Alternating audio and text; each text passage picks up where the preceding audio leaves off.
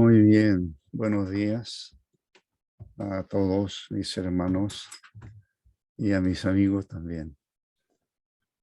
Ah, Se están cumpliendo como... Gracias, Mari. Gusto de verte. Me está haciendo seña mi hermano. Em,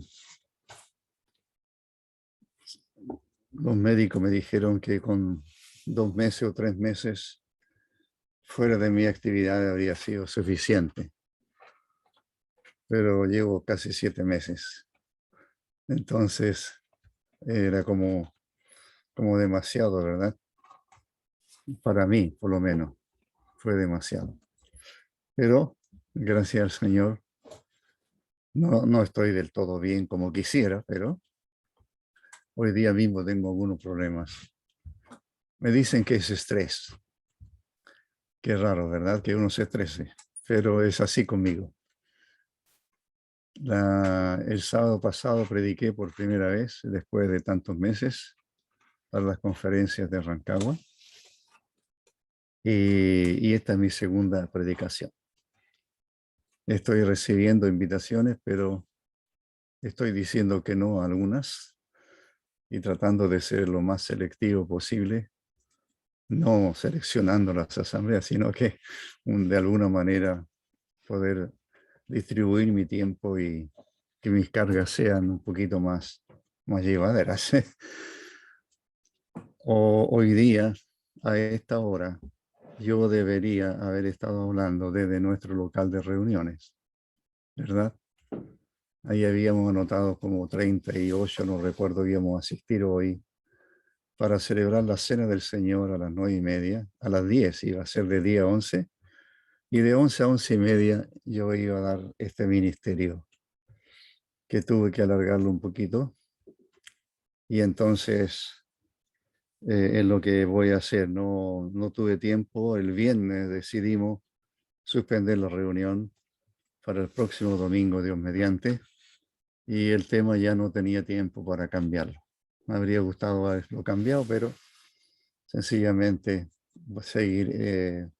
voy a hacer este tema que considero que es una exhortación, por un lado, para todo el pueblo de Dios, que considero que es un recordatorio de lo que realmente son nuestras responsabilidades y, y que también además creo firmemente que son palabras de ánimo, de aliento para seguir adelante.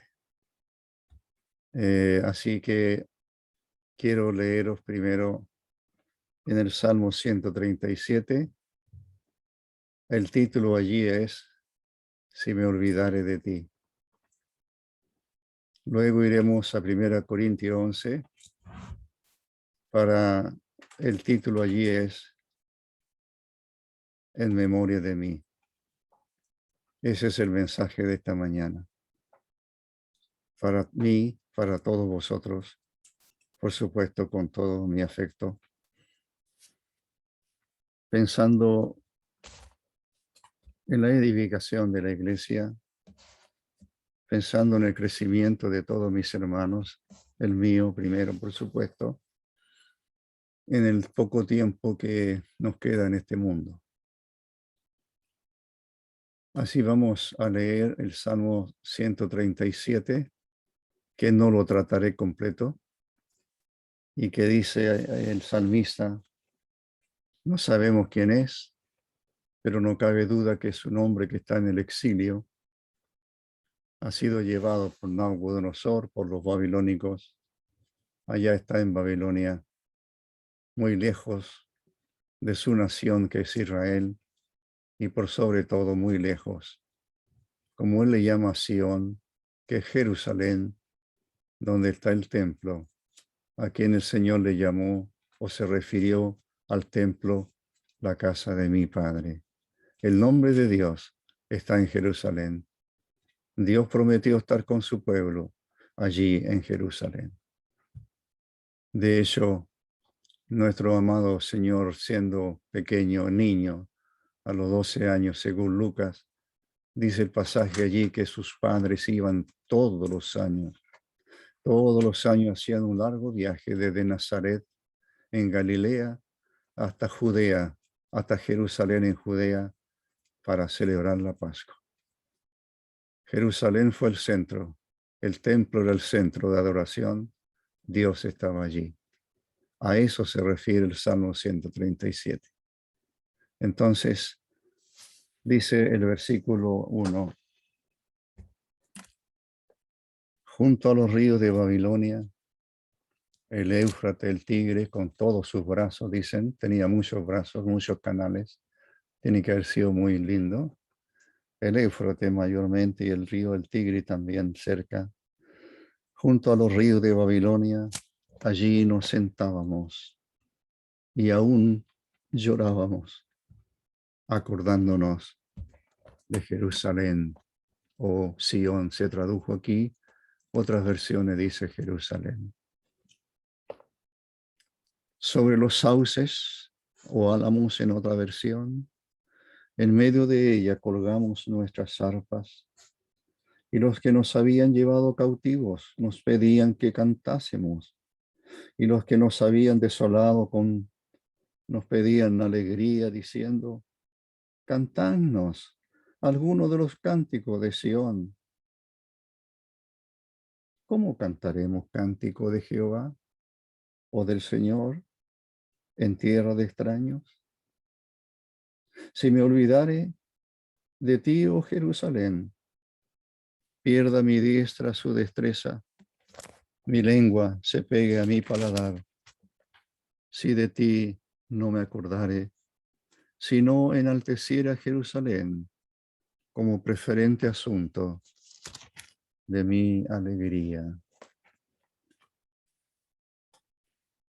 Hay un libro que leí hace, no sé, 40 años o más. Lo presté, nunca me lo devolvieron. No sé a quién, ya no puedo recordar. Se llamaba Oh Jerusalén. Oh Jerusalén. Y estaba basado un poco en este salmo. Oh Jerusalén. Como dije, el que está escribiendo está en el exilio. No sabemos cuántos años lleva. No crean ustedes que los salmos fueron escritos todos por David y todos fueron escritos en ese tiempo. No, hay salmos que se escribieron mucho tiempo después. Lo que pasó es que después los recopilaron para tener los 150 salmos que tenemos hoy. Y este hombre que está escribiendo aquí está diciendo que en el primer versículo es conmovedor, el primer versículo, ¿verdad? Es conmovedor. Junto a los ríos de Babilonia, allí nos sentábamos y aún llorábamos acordándonos de Jerusalén.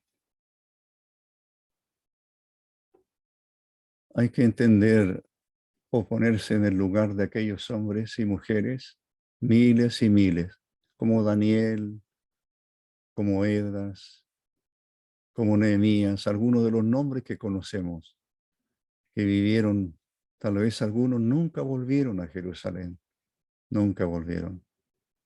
¿Por qué este amor por Jerusalén? ¿Por qué Jerusalén era la atracción para ellos? ¿No era la ciudad extraordinaria y linda? Sí, el templo tenía su belleza, pero fue destruido. Ya no está el templo cuando este hombre escribe. Zorobabel vuelve y lo reconstruye, pero nunca fue el primer templo que hizo Salomón. En los tiempos de Cristo, por muchas décadas, Herodes el Grande lo reconstruyó con la belleza que los discípulos dijeron, mira Señor, qué piedras, qué belleza de templo tenemos. Pero hermanos, haya sido de una belleza extraordinaria, haya sido una casa, haya sido como haya sido, ¿sabe la importancia para el israelita? Que el Señor estaba allí. Por eso lloran. No lloran tanto por la ciudad, creo. Lloran porque en Jerusalén, en esa ciudad escogida por el Señor, en esa ciudad Dios escogió un lugar para habitar en medio de su pueblo, como habitó en medio del desierto en una tienda. No importa si es una tienda, si es una carpa, no importa si es un gran palacio, pero Dios está en medio de su pueblo. Y eso es lo que su pueblo no entendió, que Dios iba con ellos. Hermanos, en tiempos angustiosos, en tiempos difíciles, lo que debemos añorar, por lo cual debemos llorar, por lo cual debemos orar, es la presencia del Señor en nuestras vidas primero, en medio de su pueblo. Yo tenía toda la esperanza de congregarnos. Ya hablaré de eso un ratito más. Hablaré un poquito de eso después en 1 Corintios. Pero quise empezar por este salmo porque en este salmo creo que él refleja en alguna medida lo que nosotros debiéramos sentir. No un gran aprecio por un lugar. No, por supuesto que no. Nuestro local de reuniones puede tener un edificio extraordinariamente bello o puede ser una tienda de campaña, no importa. Pero si la iglesia está allí reunida al nombre de Cristo, como dijo el Señor, y si nos sentamos allí para hacer memoria de Él, ¿qué más podríamos anhelar? La circunstancia en ello, que casi 1 año y medio, se cumplirá ahora en septiembre, 1 año y medio, no sé qué día, 16, 17, se cumplirá 1 año y medio. 1 año y medio, hermanos, cuente, en que no nos sentamos alrededor de una mesa, donde hay un pan y una copa, y donde el Señor está con nosotros, y donde vamos con un solo propósito, Él. El israelita le piden sus opresores, le piden que, estoy mirando la obra, le piden, cántennos, se están burlando de ellos. Ellos están en los ríos allí, dice en Babilonia, en los sauces, álamos, los arboledas que abrían todos los árboles, y ahí tienen colgada su arpa, la cítara de aquel entonces. Ahí están. Su memoria y su corazón no está ahí. Su corazón, sus pensamientos están a kilómetros de distancia. Están en Jerusalén. Han perdido años en que no han podido subir a Jerusalén para celebrar la Pascua u otras fiestas, pero por sobre todo la Pascua. Y ahí lloran, dice, llorábamos, aún llorábamos por Jerusalén. Y sus opresores, sus captores, les piden, son casi de burla, dice algún comentarista. Cántennos, cántennos, cántennos, cántennos canciones de Sión, de vuestra ciudad, cántennos. Queremos escuchar vuestras canciones de alegría. Y entonces la respuesta del salmista es, ¿cómo cantaremos? Dice él, ¿cómo cantaremos? Lo leo mejor. Nos pedían que cantásemos. Y el versículo 4, ¿cómo cantaremos cánticos del Señor? ¿Cánticos del Señor en tierra de extraños? No, no podemos. No vamos a cantar para alegrar a paganos. Nuestros cánticos son del Señor y para el Señor. Sí, cantar es lindo, cantar hace bien, pero nuestros cánticos no son para demostrar cuán lindo cantamos. Los cánticos son y suben a la presencia del Señor para su adoración. Y entonces tenemos esta gran frase: si me olvidare de ti. ¿De quién? Bueno, de Jerusalén. Como ya dije, ¿qué hay en Jerusalén? Dios es el templo, la casa de Dios, aunque destruida, pero Dios prometió estar allí. ¿Qué echamos más de menos? Yo sé que este tipo de reuniones ha sido en gran medida una tremenda ayuda para la enseñanza, la predicación, etcétera. Pero esto no reemplaza, nunca podrá reemplazar el juntarnos alrededor de Cristo, el Señor, todos como hermanos, redimidos y amados por el Señor y amados los unos a los otros.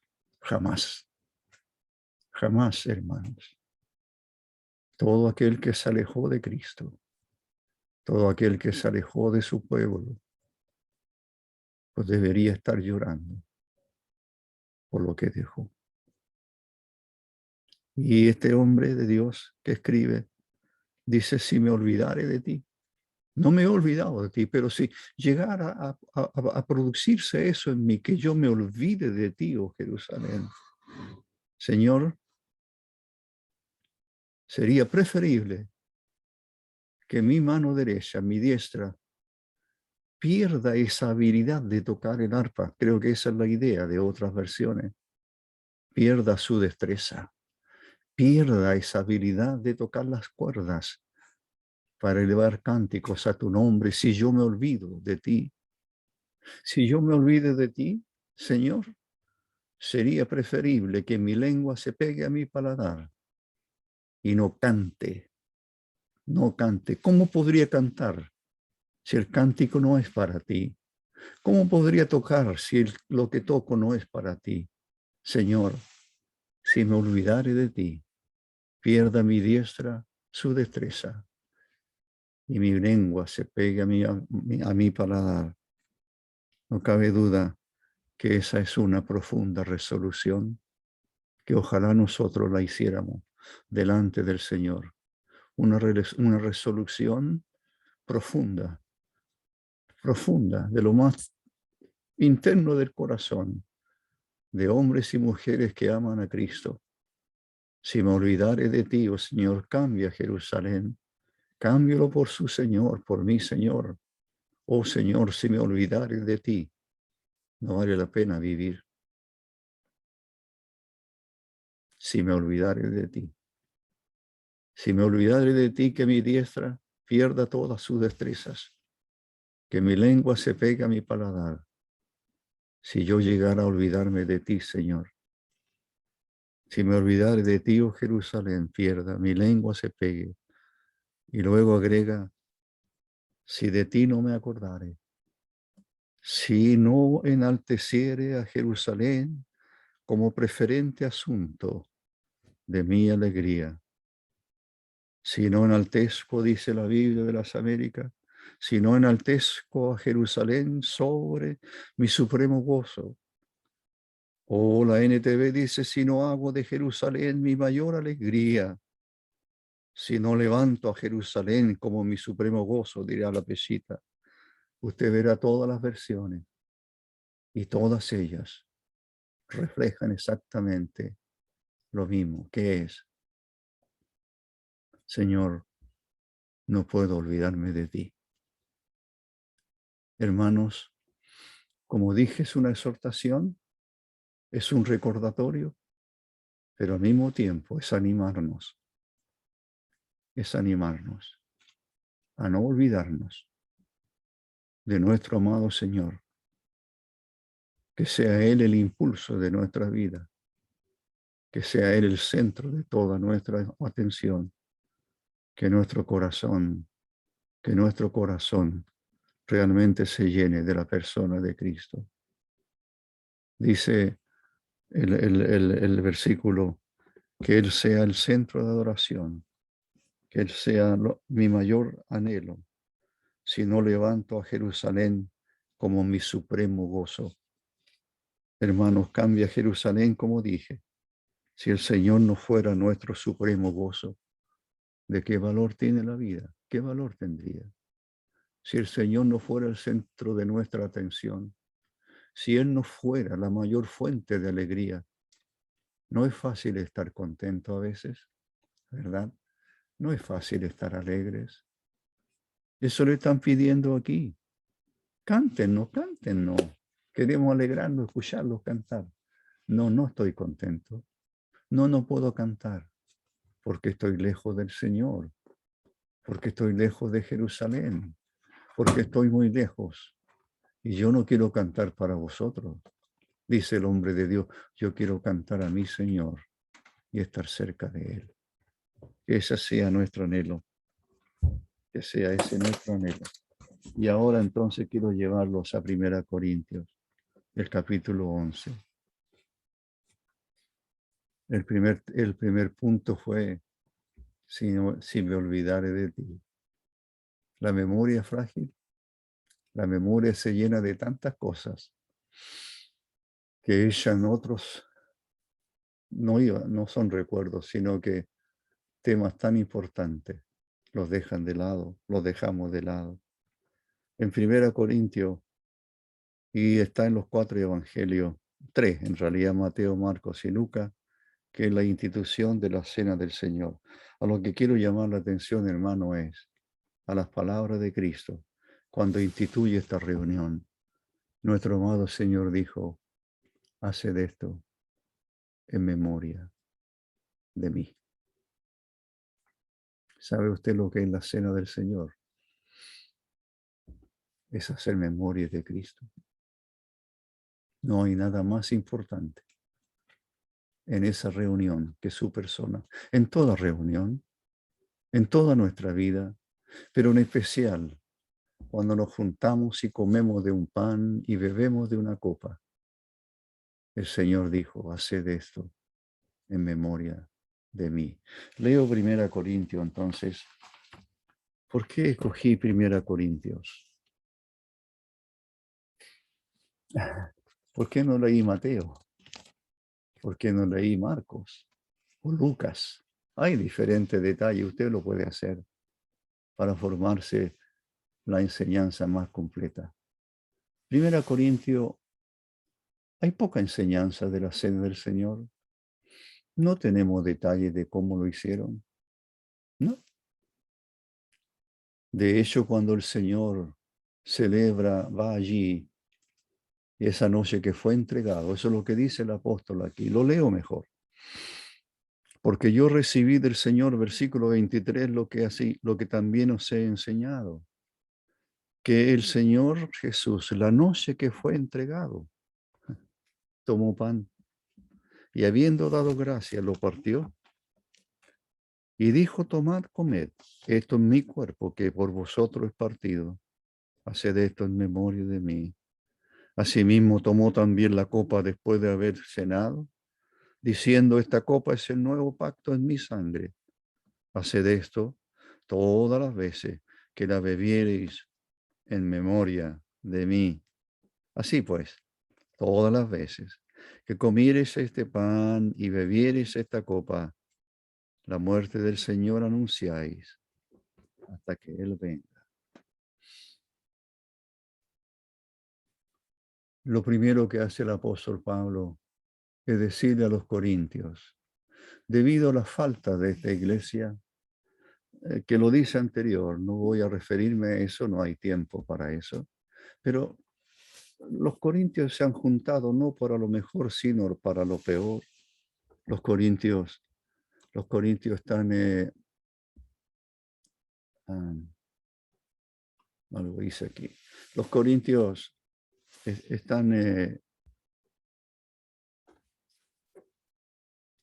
como dice ahí, los abusos, pero hay un pecado muy grande entre los corintios. Al juntar estas dos reuniones, una reunión de comunión donde comen, beben y después celebrarían la cena, no hay tanto antecedentes, pero no cabe duda que lo más doloroso que el apóstol considera es este desprecio de los que más, de la gente más pudiente hacia la gente más necesitada. Eso le pareció muy mal y al Señor también. Entonces enseña lo que es la cena. Ya se los enseñé, dice el Señor, dice Pablo, lo que recibí del Señor.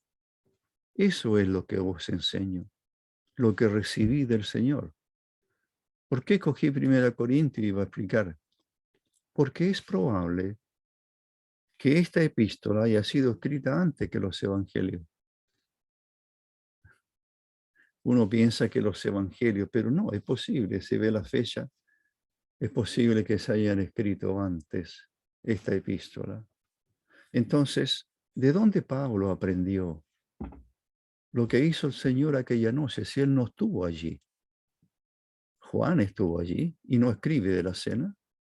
Lucas no estuvo allí, escribe de la cena. Mateo y Marco estuvieron presentes. No, Marco no, Mateo sí. Así que de los 4 evangelistas, el único que estuvo presente fue Mateo.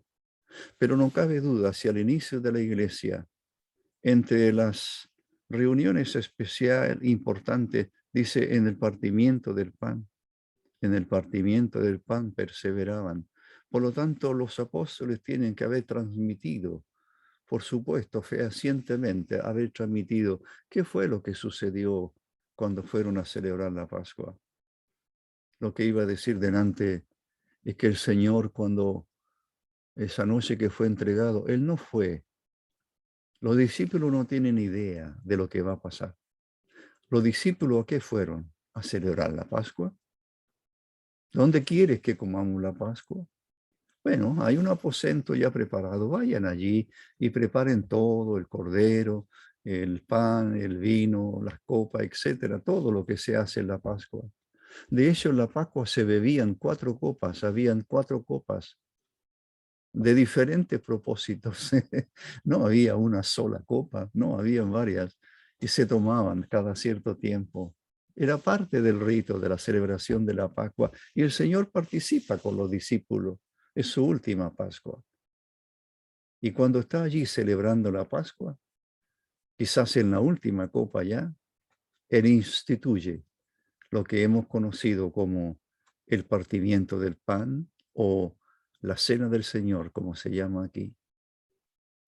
¿Qué pasó? ¿Qué está haciendo el Señor? Bueno, ya señalé que lo que se enseñó Pablo, el apóstol, es lo que él recibió del mismo Señor. En otras palabras, hermanos, confiemos. Esto es palabra de Dios. Este no es un rito inventado por la iglesia. Esta es una ordenanza de Cristo. Antes de ir a la cruz, la dejó establecida. Eso me pareció interesantísimo. Que antes de ir a la cruz, pudo haberlo hecho después de resucitado, ¿verdad? Haber reunido, pero no. Antes de ir a la cruz, Cristo les dice, les habla de este pan y les habla de esta copa cuyo contenido es vino. Y los señala como símbolos representativos de su cuerpo y de su sangre derramada. Cuando Él resucita de los muertos y antes de irse al cielo, le da otra ordenanza. Y esa ordenanza ahí es ir por todo el mundo y predicar el Evangelio a toda criatura. Hay una ordenanza que es propia de la iglesia, celebrar la cena del Señor. Pero después de resucitado Cristo y antes de ascender, hay una ordenanza para que esos creyentes vayan y recorran el mundo entero con el mensaje de salvación. Entonces, dice el versículo, toma el pan. El apóstol Pablo está diciéndoles que la noche que fue entregado, tomó pan. ¿Qué pan? ¿Un pan especial comprado para solamente la cena? No, vuelvo a insistir, ningún discípulo sabía de la cena, nada. Tiene que haber sido una sorpresa para ellos. Tiene que haber sido una sorpresa la ordenanza que el Señor les está dejando. Ellos fueron a celebrar la Pascua, están celebrando la Pascua, etcétera. en el aposento alto, hasta que de repente el Señor toma un pan. ¿Qué pan? ¿El pan de la Pascua? ¿O piensa usted que hicieron un pan especial o fueron a comprar un pan especial? No, era lo que había. Los elementos que el Señor usó fueron los elementos de la Pascua. No hay nada nuevo. El pan de la Pascua, el vino que bebían, que algunos hablan que puede haber sido no tan fermentado, que era revuelto con... Uf, se dice muchas cosas. Yo pienso que era vino. ¿Por qué? Porque en Primera Corintios se emborrachaban algunos en el ágape antes. Así que tendría que haber sido vino. Bueno, habiendo dado gracia, lo partió y dijo, tomad, comed, esto es mi cuerpo, que por vosotros es partido. Haced esto en memoria de mí. El pan. El Señor dijo, al tomar el pan en sus manos, Él dijo, esto es mi cuerpo. ¿El pan es su cuerpo? No, no, no. Su cuerpo está ahí. No, Él tiene en sus manos un pan. Y está diciendo, esto es, o representa a, o es símbolo de mi cuerpo que será entregado por vosotros. Eh, Lucas, que se piensa que se guió por lo que Pablo haya escrito, Lucas no dice partido. Primera Corintios dice, se tradujo, hay una discusión allí de los expertos, el Tectus Receptus, dicen que ellos escribieron que sería partido, pero hay otras versiones. No se olvide, hermanos, que no hay los primeros escritos, por supuesto, no originales, no existen. Hay copias de copias de copias. Y entonces depende a qué se recurrió para hacer una traducción a nuestros idiomas. Eh, por lo tanto, algunos, por ejemplo, la Biblia de las Américas tradujo que es para vosotros. Haced memoria de mí. Esto es mi cuerpo que es para vosotros. No dice que es partido. La NTV, que es una versión en cierto modo como con más comentario, dice, lo partió en trozos y dijo, esto es mi cuerpo, el cual es entregado por ustedes, entregado por ustedes. La, el interlineal de la cueva, si lo tienen, el griego ahí dice, esto de mí es el cuerpo, o este es mi cuerpo, a favor de vosotros, a favor de vosotros. Así que lo que el Señor está diciendo al tomar el pan, este pan representa mi cuerpo. Este cuerpo va a ser entregado por vosotros. No va a ser partido, yo no creo. Por eso no me quedo con entregado por vosotros, a favor de vosotros, o por vosotros, o a causa de vosotros va a ser entregado. El cuerpo del Señor nunca fue partido, ¿o sí? No será quebrado hueso suyo. Solo una lanza traspasó su costado, pero él no fue partido. Pero aquí se tradujo partido. Pero esto es lo que quiero insistir, es que el Señor al tomar el pan está diciendo, este pan es representativo de mi cuerpo, que es entregado causa de vosotros, por vosotros o para vosotros. Por eso que el apóstol Pedro, los años después, escribirá su epístola y dirá que él mismo llevó nuestros pecados en su cuerpo sobre el madero. Este cuerpo es entregado a causa de ustedes. Es entregado a sufrir en una cruz. Es entregado para ser clavado a un madero, allí en las afueras de Jerusalén. Sobre este cuerpo, el Dios Santo cargó los pecados nuestros. En ese cuerpo santo cargó los pecados de hombres miserables, pecadores como usted y como yo, para no ir a la condenación. Cristo sufre el castigo de nuestra paz. El pan representa un cuerpo entregado al sufrimiento de la cruz por nuestros pecados. Luego dice, haced esto. Está en tiempo presente continuo. Continuad haciéndolo, continuad haciéndolo, continuad haciéndolo. Cuán importante es. Al final me referiré a hacer esto en memoria de mí. El pan es representativo de su cuerpo, como dije, entregado para sufrir por nosotros. La copa, ya no me queda mucho tiempo. Asimismo, tomó también de la copa, después de haber cenado, diciendo, esta copa es el nuevo pacto en mi sangre. Ahora no se refiere a la copa, no se refiere a un vaso, si el vaso es de barro, lo más probable, es de cristal, es de qué lo que es metálico. No tenemos, no sabemos.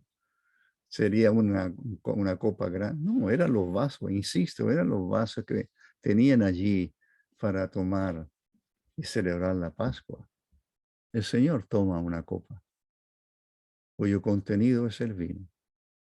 Y el Señor dice, esto, no la copa, su contenido, ¿qué es? Esta copa es el nuevo pacto en mi sangre. La Biblia de las Américas no difiere mucho aquí, así no la cito, pero la NTV, que es una manera con explicaciones agregadas, dice que de la misma manera tomó en sus manos la copa de vino después de la cena y dijo, esta copa es el nuevo pacto entre Dios y su pueblo, un acuerdo confirmado con mi sangre, un acuerdo confirmado con mi sangre.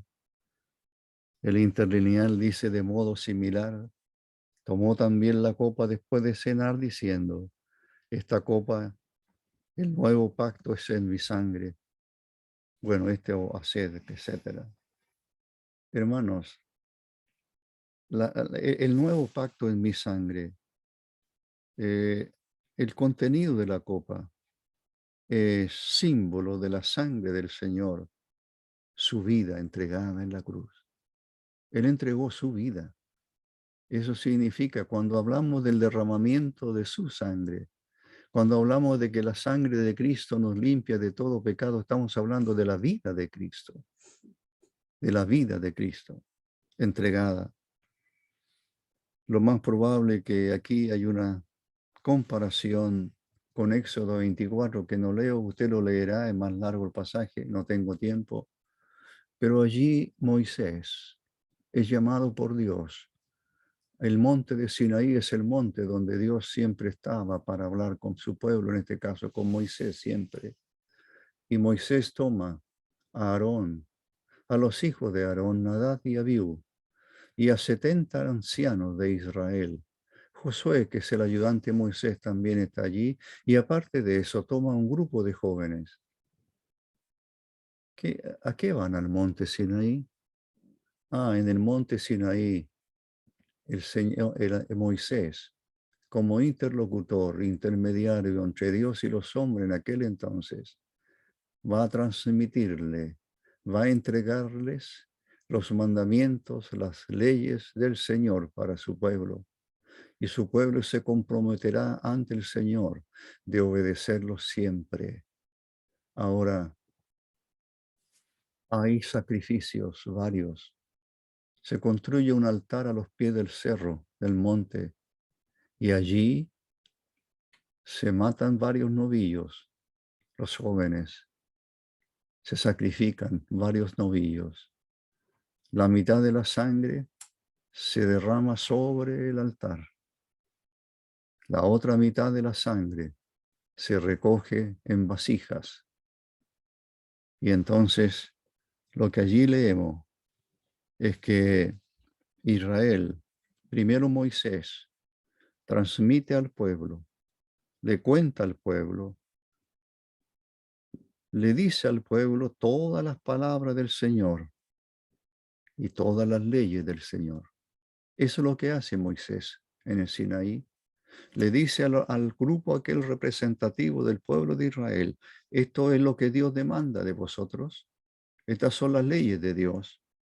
Y entonces todo el pueblo, leemos que todo el pueblo respondió a una voz y dijo, haremos todas las palabras que el Señor ha dicho. Haremos todo. Prontos a prometer, más prontos a no cumplir. Israel después se alejó. Entonces hay un compromiso de parte del pueblo de Dios de obedecer los mandamientos, las leyes del Señor allí. Como dije, la sangre, esta sangre, es la sangre de un pacto entre Dios y su pueblo. Dios hizo pacto con Abraham, también con sangre. Así que la sangre era, por así decirlo, era de suma importancia en, en un pacto que Dios hace con su pueblo. El pueblo es consagrado. El pueblo de Dios es un pueblo consagrado para convertirse en una nación santa. Lo que Jesús hace al instituir la cena es proclamar el cumplimiento del simbolismo de la sangre, cuando dice, porque esto es mi sangre del nuevo pacto, que por mucho es derramada para remisión de los pecados. Ahora estoy citando Mateo, ahora sí. ¿Qué pasó con la otra mitad de la sangre? Yo dije que la mitad de la sangre de los novillos, no sé cuántos novillos, no lo dice, pero la sangre que se recogió del sacrificio es derramada en el altar. La otra mitad que está en vasijas, lo que hace Moisés es tomarla y rociar al pueblo con ella, rociarlos. Y Pedro habla de ser rociado con la sangre de Jesucristo. Y ese pueblo que está allí es rociado con la sangre del sacrificio. El Señor está hablando de un pacto y Él dice en Mateo 26, porque esto es mi sangre, esto es mi sangre, o representativo de mi sangre, pero es la sangre de un nuevo pacto, del nuevo pacto, no de ese pacto anterior que Israel fracasó en cumplirlo. Este es un nuevo pacto. Esta sangre, dice el Señor en Mateo, que por mucho es derramada para perdón o remisión de los pecados. La sangre de Jesucristo es para remisión de los pecados. Porque esto es mi sangre del nuevo pacto, dice la Biblia de las Américas, que es derramada por muchos para el perdón de los pecados. La palabra pacto, el griego diateke, que no implica un convenio con otro. Cuando se hace un pacto, dicen, bueno, son dos personas o dos entidades que firman un acuerdo. Hicimos un pacto entre nosotros dos. No, aquí la palabra, si hubiera sido así, el griego habría empleado la palabra sintege, que sino, ¿por qué?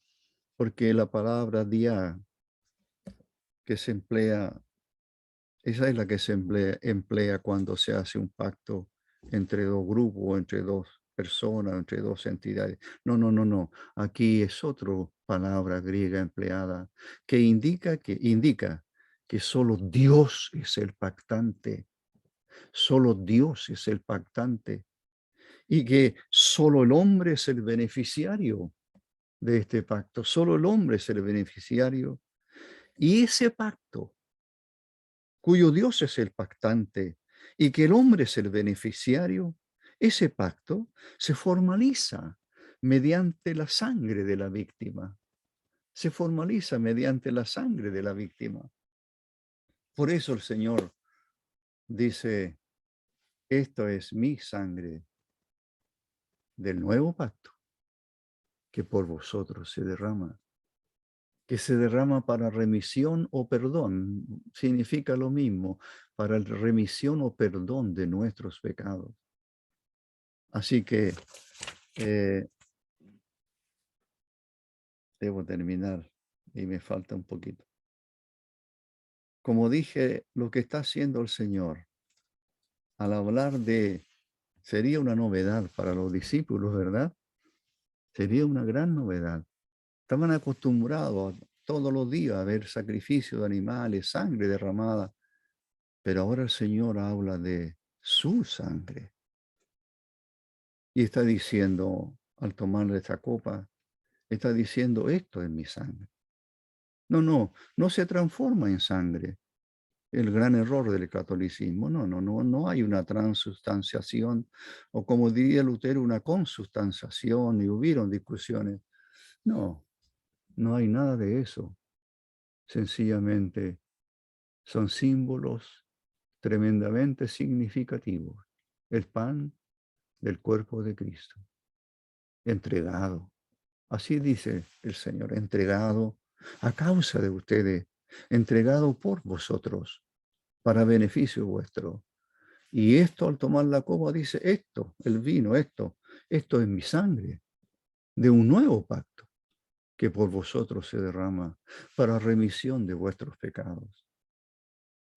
Y entonces debo ir a lo que iba a ser el tema de esta reunión. Y ya no queda mucho tiempo. Nada, me quedan 2 minutos para las 12. Dice el versículo,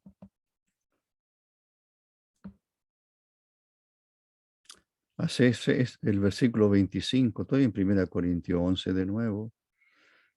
Esta copa es el nuevo pacto en mi sangre. Haced esto todas las veces que la bebiereis en memoria de mí. En memoria de mí. El pan dice lo mismo. Haced esto en memoria de mí. En memoria de mí. Memoria es un amnesia, algo así. Es la palabra amnesia, pero con una partícula anterior. Ya conocéis la palabra amnesia. Memoria, tener memoria es recordar. Tener memoria de algo, recordar algo, tenerlo presente en nuestra mente, hacer memoria. Esa es la idea, hacer memoria. El vocablo en hebreo del salmista, cuando dice, si me olvidare de ti, ese es un vocablo que significa exactamente no recordar algo, dejarlo de lado, etcétera, o despreciarlo si me olvidara. Pero el término aquí, hacer memoria, significa tenerlo presente constantemente. En memoria de una persona. El Señor está hablando en memoria de mí. Hermanos, cuando nos sentamos en una mesa hay un pan y una copa de vino. Como lo comamos y lo bebamos. Conozco muchas asambleas y fuera del país y hacen las cosas a veces un poco diferentes. Antes me llamaba más la atención, ahora ya no tanto. Cada iglesia será responsable, pero lo que yo he aprendido, lo que yo entiendo y lo que yo debo apreciar, lo que aprendí que lo que yo debo apreciar es que yo voy a hacer memoria de Cristo. Él, si me olvidare de ti, pierda mi mano su destreza. Mi lengua se pega a mi paladar si me llegara a olvidar de ti. Y Cristo al instituir esa reunión preciosa, como dije en algún momento, quizás para muchos, hace 57 años aprendí de los que enseñaban en aquel entonces, escuchaba siempre, la reunión más importante para el creyente en la cena del Señor. En la cena del Señor. ¿Por qué? Ya lo escuchó.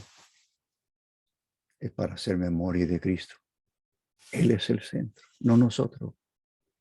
La cena del Señor no hacemos peticiones.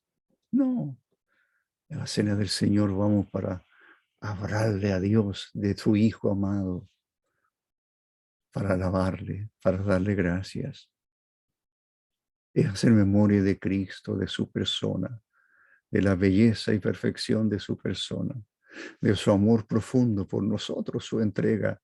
A eso vamos, a hacer memoria de Cristo, a hacer memoria de mí, dijo el Señor. Eso es lo que importa, hacer memoria de mí. Lo hacemos de la forma más ordenada posible, lo hacemos el mejor intento para acercarnos lo más que podamos a la información que tenemos de Dios en las Escrituras. No queremos faltar ni fallar en nada, pero lo más importante es recordar que voy a esa reunión de comunión con mis hermanos en la fe, y juntos, con un solo pensamiento, un solo anhelo, que Cristo sea recordado, glorificado en lo que hacemos. Termino el pasaje en el 26. Así pues, todas las veces que comiereis este pan y bebiereis esta copa, todas las veces, la muerte del Señor anunciáis hasta que Él venga. Ahí hay dos cosas que a lo mejor las pasamos por alto. ¿Cuáles son? Primero que nada, alguien dijo, usted lo puede pensar de otra, decir de otra manera, pero alguien dijo, el mensaje más claro del Evangelio es la cena del Señor. El mensaje más claro del Evangelio es la cena del Señor. Proclamar eso. Aquí dice, la muerte del Señor anunciáis. Proclamar, dice en otras versiones. Proclamar. Proclamar. ¿Proclamar qué? La muerte del Señor. La muerte del Señor. Hacemos memoria del Cristo Salvador que muere por nuestros pecados. Sí fue sepultado y resucitó para nuestra justificación. Pero nuestro amado Señor está diciendo, todas las veces que comieres este pan, dice el apóstol, todas las veces. Se celebraba solamente los domingos.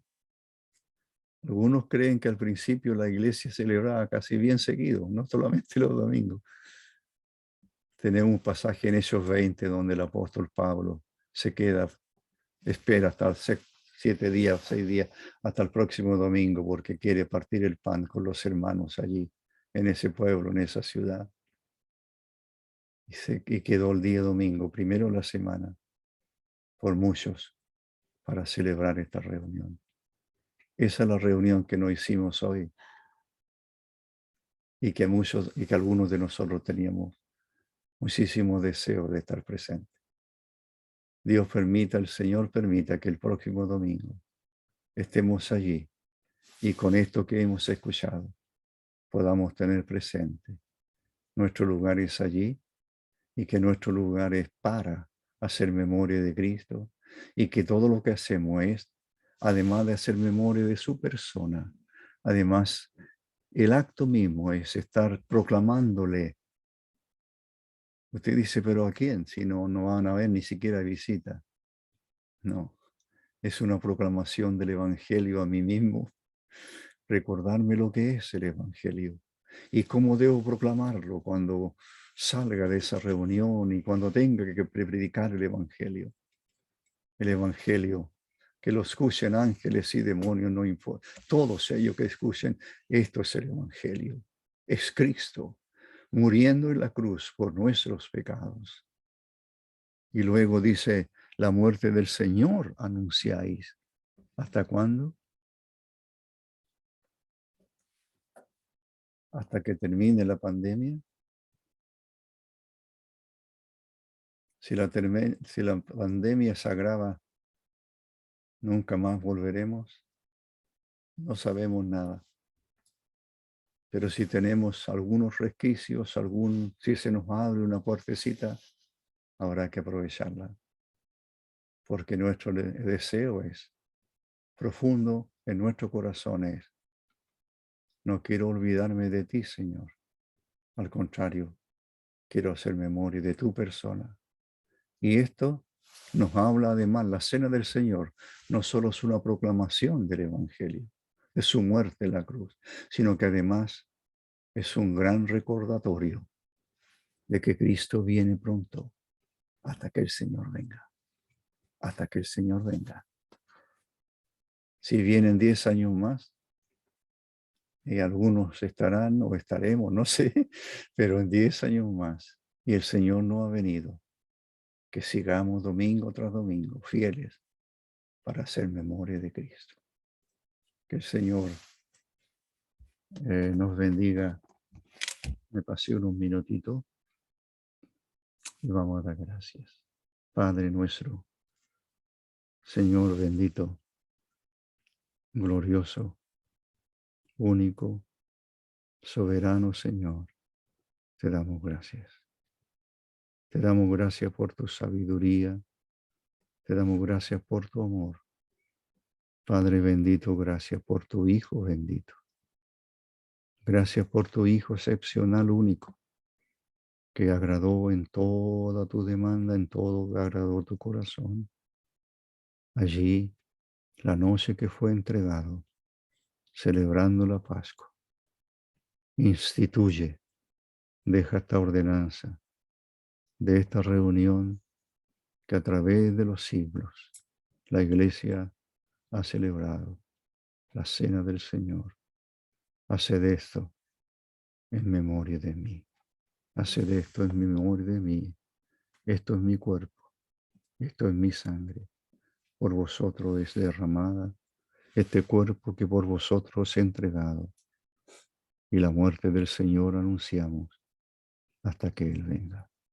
Padre bendito, que tú seas honrado en este día y que tu evangelio se proclame para que muchos conozcan al Salvador del mundo, que es tu Hijo. Gracias, Padre nuestro, en el nombre del Señor Jesús. Amén.